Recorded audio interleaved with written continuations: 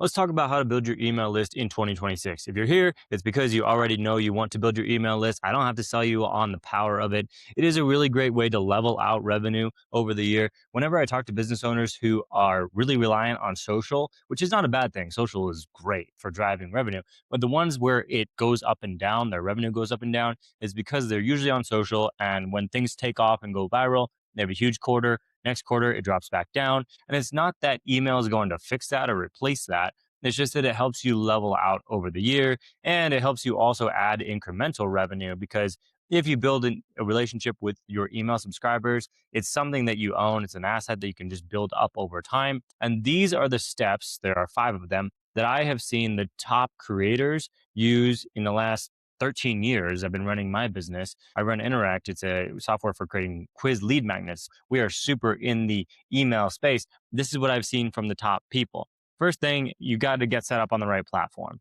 Usually there are just three main ones: Flowdesk, Kit, and Klaviyo.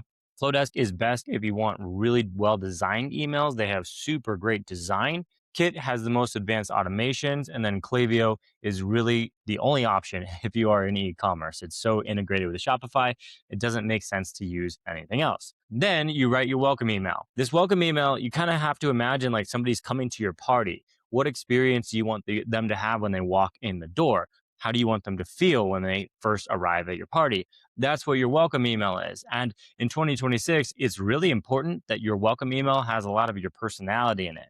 That's a big, big thing that I've seen in the last couple of years. You used to kind of get away with email being pretty generic and like, okay, as long as the information's there, it's fine. Now with AI, you can just go on Gemini or ChatGPT and get the general information. What people want is more of that personal connection. So if you're not showing up with your own personal personality, then it's not going to land. And people are like, I don't really want to read these emails. And you really only have one chance at a first impression here. So this welcome email is really important. You want to have information that's relevant to the person who subscribed. Why is it helpful to them? What do they want out of this? You always want it to be focused on them. And then you want to show up as yourself. And then write a weekly newsletter. It's really interesting. I have followed a few newsletters over the last few years, and all these people are good acquaintances or friends of mine at Interact. Jen from Tonic Site Shop, Advice with Aaron McGough, and then Jamie C. They write a weekly email, and they have been for years. And they were before their email list was even very big. Now that their email lists are great and they have tens or hundreds of thousands of subscribers, it still has that same personal feel to it. It feels like you're just hearing from the person. And that's because they started practicing early on, writing a weekly newsletter email. It's just like anything. You have to practice, and over time, you get better at it. Your voice comes out more and more. So start writing that weekly email, even if you have six subscribers or five subscribers, whatever it is. And that way, you'll be ready when people do start to show up. Then you got to create lead magnets. In 2026, there are three top lead magnets. This is from my interviews with creators this year. Quizzes, that's what we do.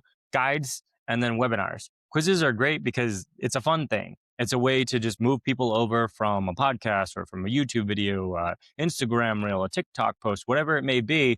Be like, hey, I'm talking about this subject. And then if you want to make it personal to you, then you can take my quiz. And so it's a really nice, smooth way to move people over. I think it's working really well in 2026 because so many things are driven by social. And on social, people do want to have fun. They're not here to be overly serious. And the quiz can be both fun and transition people into your business. That's why quizzes are great. Guides are the classic. It's like, hey, I'm talking about this subject of weight loss. Here's my guide on weight loss, right? So works really well. And the last one is webinars. Webinars have really come back in 2026. I think it's because of AI, and people are like, okay, well, I want to hear from a real person for 90 minutes. And I know that it's not an AI. That's why webinars are doing well. Post those on Zoom. So quizzes use Interact. Guides, you can build those in Canva, download as a PDF. And then webinars, Zoom is really just the main option these days. Then just practice and refine your emails. Like I said, those people that have great email marketing, they've been doing it for years and years and years, every single week.